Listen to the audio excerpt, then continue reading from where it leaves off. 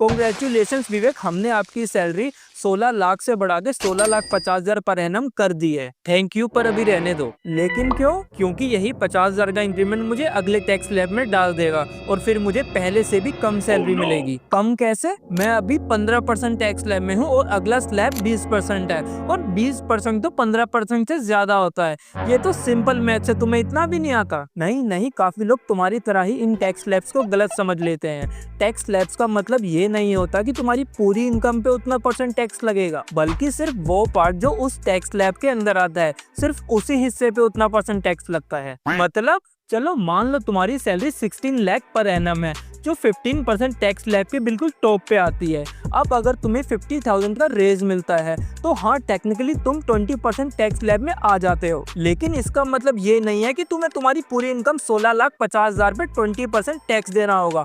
तुम्हें सिर्फ जो एक्स्ट्रा 50,000 है, जो कि 20% टैक्स स्लैब में आते हैं, सिर्फ उस पे ही 20% टैक्स देना होगा। तो हाँ, टेक्निकली तुम्हारा टैक्स स्लैब 20% हो सकता है, पर ओवरऑल तुम अपनी इनकम का 7 से 9% ही टैक्स में दे रहे हो। अच्छा, अब समझा। बस तुम ये समझ लो, कभी भी ऐसा नहीं होगा कि तुम्हारी इनकम बढ़े और टैक्सेस के चक्कर में तुम्हें कम पैसे मिले।